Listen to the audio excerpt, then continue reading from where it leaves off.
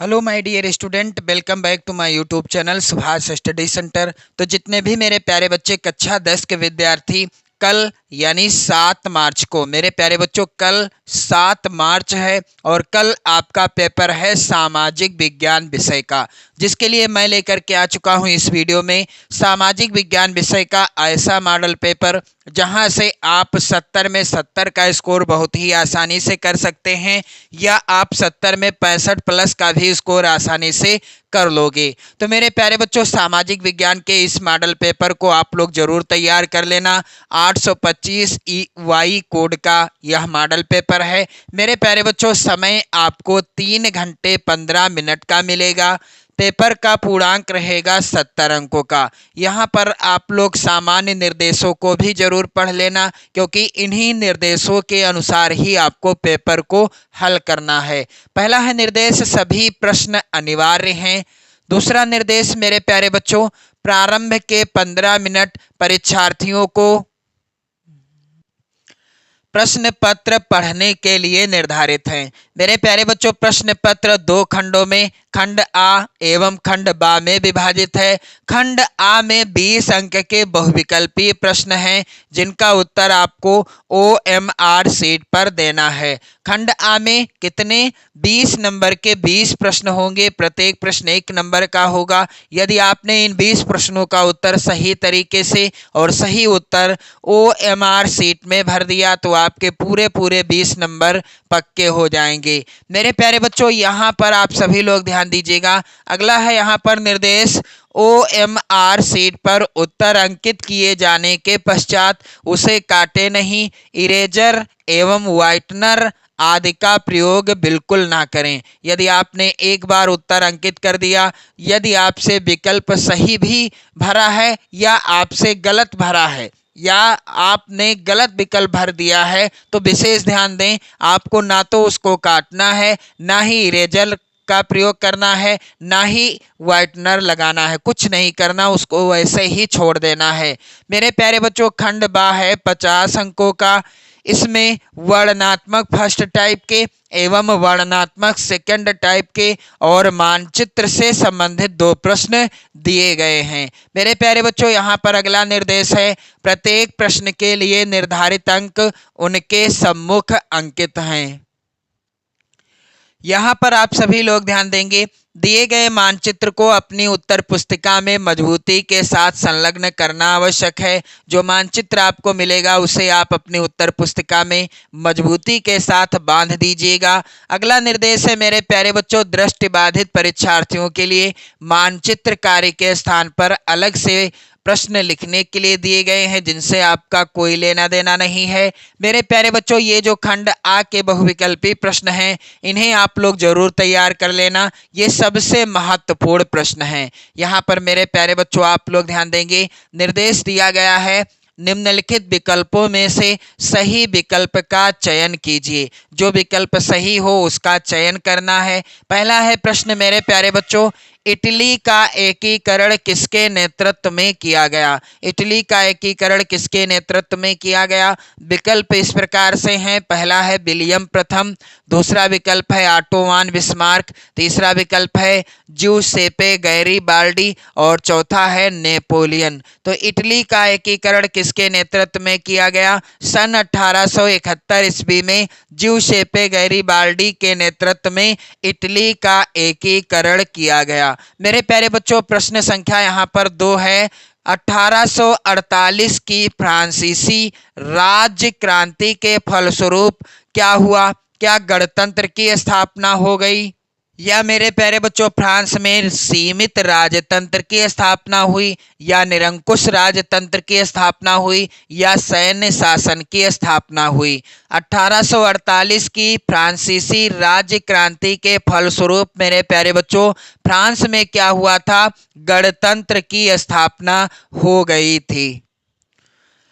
अगला प्रश्न है मेरे प्यारे बच्चों, जर्मन संस्कृति में बोक्सजिस्ट का क्या आशय था? तो यहाँ पर आप देखेंगे, पहला है विकल्प संविधान, दूसरा विकल्प है आम जनता, तीसरा विकल्प है संसद, चौथा है इटली। तो जर्मन संस्कृति में बोक्स जिस्ट का क्या आशय था? इसका उत्तर हो जाएगा आम जनता। मेरे प्यारे बच्चों प्रश्न संख्या यहाँ पर 4 है। संसदीय प्रजातंत्र की स्थापना किस देश में सर्वप्रथम हुई? मेरे प्यारे बच्चों यहाँ पर आप देखेंगे पहला है विकल्प इंग्लैंड, दूसरा विकल्प जर्मनी, तीसरा विकल्प है इटली, चौथा है फ्रांस।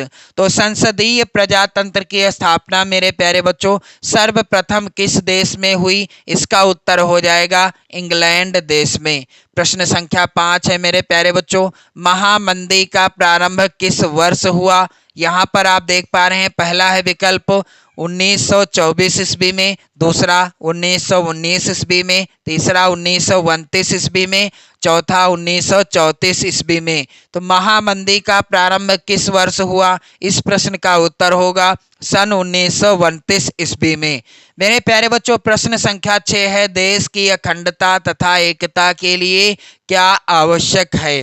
पहला है विकल्प सत्ता का विभाजन, दूसरा विकल्प है सत्ता की साझेदारी, तीसरा विकल्प है राजतंत्र, चौथा है इनमें से कोई नहीं। तो देश की अखंडता तथा एकता के लिए क्या आवश्यक होता है? इसका उत्तर हो जाएगा सत्ता की साझेदारी। प्रश्न यहाँ पर अगला है मेरे प्यारे बच्चों, बेल्जियम की सामुदायिक सरकार में निम्नलिखित में से किसके मध्य सत्ता में साझेदारी है? तो यहाँ पर इस प्रश्न का उत्तर क्या होगा मेरे प्यारे बच्चों? राज्य सरकार और सामुदायिक सरकार के मध्य बेल्जियम की सामुदायिक सरकार में क्या है? सत्ता में साझेदारी है। अगला प्रश्न है, भारतीय राष्ट्रीय कांग्रेस की स्थापना किस वर्ष में हुई थी? तो मेरे प्यारे बच्चों आप सभी जानते हैं कि सन 1885 ईस्वी में भारतीय राष्ट्रीय कांग्रेस की स्थापना हुई थी। ये प्रश्न आप लोग रट लेना, यहीं से प्रश्न पूछे जाएंगे, क्योंकि मेरे प्यारे बच्चों जितने भी प्रश्न मैंने आपको चित्रकला विषय में बताए थे टोटल वही प्रश्न आए हैं। जिन बच्चों ने आज सुबह का 80 महत्वपूर्ण प्रश्नों से रिलेटेड वीडियो देखा था उनका अच्छा गया होगा पेपर, और जिन बच्चों ने नहीं भी देखा उनका भी अच्छा गया होगा, क्योंकि उन्होंने अन्य माध्यमों से बहुत ही अच्छी तैयारी की होगी। मैं उम्मीद करता हूं आप सभी का पेपर अच्छा गया होगा। तो मेरे प्यारे बच्चों कल सुबह भी मैं आपको सामाजिक विज्ञान के 80 महत्वपूर्ण एमसीक्यू अर्थात बहुविकल्पी प्रश्न बताऊंगा, जहां से प्रश्न 100% बनेंगे 7 मार्च यानी कल आपके पेपर में। तो यहां पर आप लोग देखेंगे अगला प्रश्न है इस मॉडल पेपर का, श्रीलंका ने 1956 में किस भाषा को कानून बनाकर एकमात्र राजभाषा घोषित कर दिया? क्या तमिल भाषा को, या सिंहली भाषा को, या पंजाबी भाषा को, या बंगाली भाषा को? तो श्रीलंका ने 1956 में किस भाषा को कानून बनाकर एकमात्र राजभाषा घोषित कर दिया? मेरे प्यारे बच्चों इसका उत्तर हो जाएगा सिंहली भाषा को। प्रश्न संख्या 10 है, बेल्जियम में किस प्रकार की सरकार है? यहाँ पर पहला है विकल्प राजतंत्र, दूसरा विकल्प सामुदायिक सरकार, तीसरा सामूहिक सरकार, चौथा एक पक्षीय सरकार। तो बेल्जियम में मेरे प्यारे बच्चों किस प्रकार की सरकार है? बेल्जियम में है सामुदायिक सरकार। अगला प्रश्न है मेरे प्यारे बच्चों, यहाँ पर प्रति व्यक्ति आय से क्या तात्पर्य है? तो यहाँ पर आप लोग ध्यान दीजिएगा, क्या राष्ट्रीय आय में जनसंख्या को भाग देकर प्राप्त आय को प्रति व्यक्ति आय कहते हैं, या एक देश के आधे से अधिक सामान्य निवासियों के द्वारा अर्जित आय को प्रति व्यक्ति आय कहते हैं, या फिर एक देश की वस्तुओं व सेवाओं से अर्जित आय को? यहाँ पर उत्तर हो जाएगा राष्ट्रीय आय में जनसंख्या को भाग देकर प्राप्त आय को क्या कहते हैं? प्रति व्यक्ति आय कहा जाता है। प्रश्न संख्या 12 है मेरे प्यारे बच्चों, निम्नलिखित में से कौन सा संगठन मानव विकास रिपोर्ट तैयार करता है? क्या यहाँ पर संयुक्त राष्ट्र संघ, या विश्व बैंक, या फिर मेरे प्यारे बच्चों अंतरराष्ट्रीय मुद्रा कोष, या यूएनडीपी? तो कौन सा संगठन है जो मानव विकास रिपोर्ट तैयार करता है? इसका उत्तर होगा यूएनडीपी के द्वारा मानव विकास रिपोर्ट तैयार की जाती है। प्रश्न संख्या 13 है मेरे प्यारे बच्चों, निम्नलिखित में से किसे औसत आय भी कहते हैं। तो क्या यहाँ पर पहला है विकल्प राष्ट्रीय आय को, या प्रति व्यक्ति आय को, या कुल आय को, या ये सभी। तो प्रति व्यक्ति आय को क्या कहते हैं? औसत आय भी कहा जाता है। प्रश्न संख्या 14 है मेरे प्यारे बच्चों, निम्नलिखित देशों में से किस देश का मानव विकास सूचकांक 2016 के अनुसार भारत से अधिक ऊंचा है? यहाँ पर आप देखेंगे 4 विकल्प दिए गए हैं। यहाँ पर पहला है बांग्लादेश, दूसरा श्रीलंका, तीसरा पाकिस्तान और चौथा है म्यांमार। तो यहाँ पर आप लोग ध्यान दीजिएगा, इस प्रश्न का उत्तर क्या हो जाएगा? इसका उत्तर हो जाएगा, आप लोग ध्यान देंगे, मैं चाहता हूं कि इस प्रश्न का उत्तर आप लोग कमेंट करके बताओ। यहाँ पर आप लोग ध्यान देंगे, अगला प्रश्न है निम्न में से किस राज्य की प्रति व्यक्ति आय सर्वाधिक है? यहाँ पर विकल्प है पहला राजस्थान राज्य, दूसरा बिहार राज्य, तीसरा मेघालय, चौथा है हरियाणा। तो किस राज्य की प्रति व्यक्ति आय सर्वाधिक है मेरे प्यारे बच्चों? इसका उत्तर हो जाएगा हरियाणा राज्य की। प्रश्न संख्या 16 है भूमि एक संसाधन है, तो भूमि एक कैसा संसाधन है?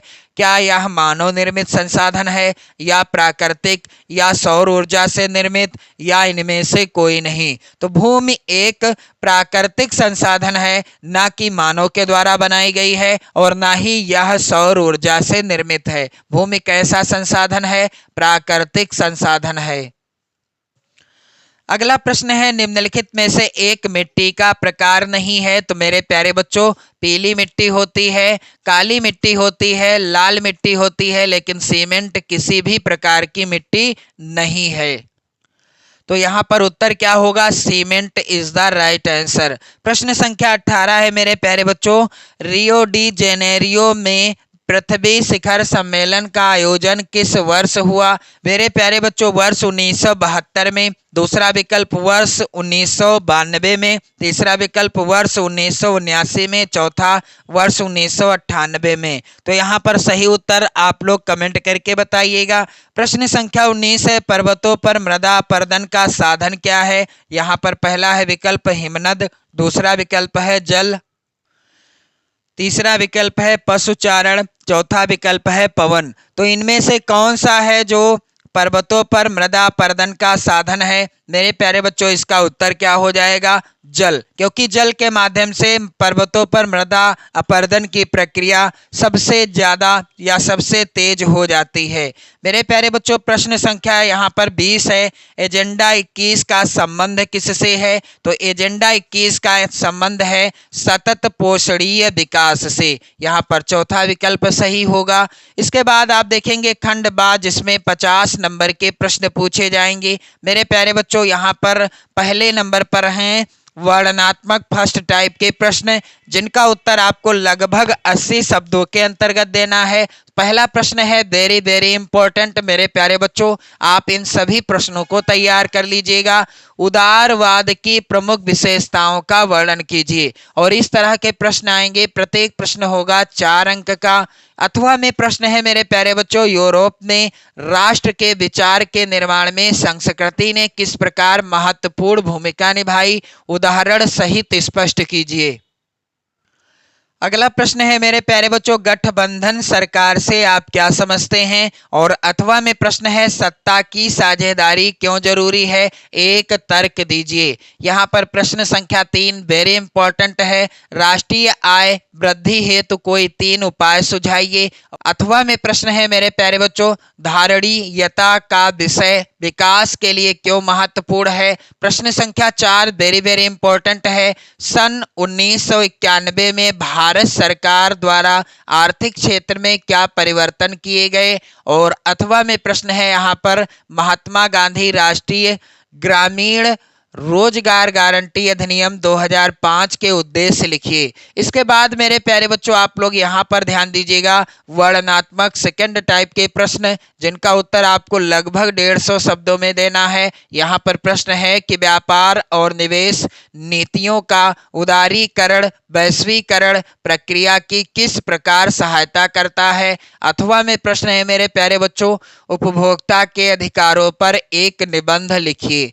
प्रश्न यहाँ पर छठा है, परिवहन तथा संचार के साधन किस देश की जीवन रेखा तथा अर्थव्यवस्था क्यों कहे जाते हैं, यानी किसी देश की जीवन रेखा तथा अर्थव्यवस्था क्यों कहे जाते हैं। वेरी वेरी इंपॉर्टेंट प्रश्न है। और इस तरह के प्रश्न यानी जिनका उत्तर आपको 150 शब्दों में देना होगा। प्रत्येक प्रश्न आएगा 6 नंबर का।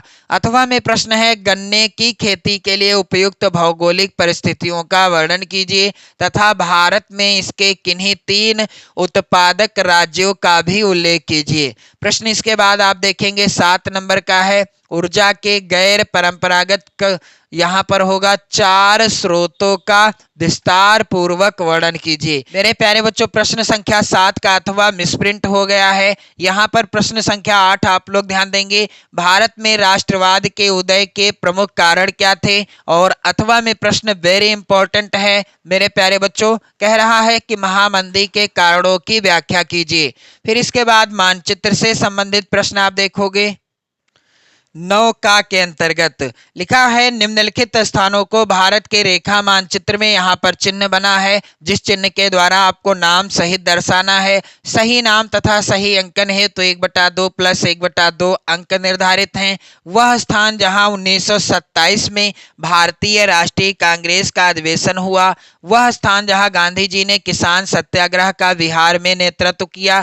इसी तरह के 5 प्रश्न यहाँ से नौका में और 5 प्रश्न नौखा में पूछे जाएंगे, जिनका अंकन आपको मानचित्र में करना है। तो मेरे प्यारे बच्चों, 10 नंबर के मानचित्र पर आधारित प्रश्न आएंगे। और इस मॉडल पेपर को यदि आप तैयार कर लेते हैं, इस मॉडल पेपर के प्रश्नों को तैयार कर लेते हैं, तो 100% की गारंटी मेरी है कि यहाँ से प्रश्न जरूर आएंगे। तो वीडियो को शेयर कर दें, लाइक कर दें। आप सभी को ढेर सारी शुभकामनाएं कल के पेपर के लिए, क्योंकि कल आपका सामाजिक विज्ञान विषय का पेपर है। और मेरे प्यारे बच्चों, वीडियो को शेयर कर देना। जय हिंद।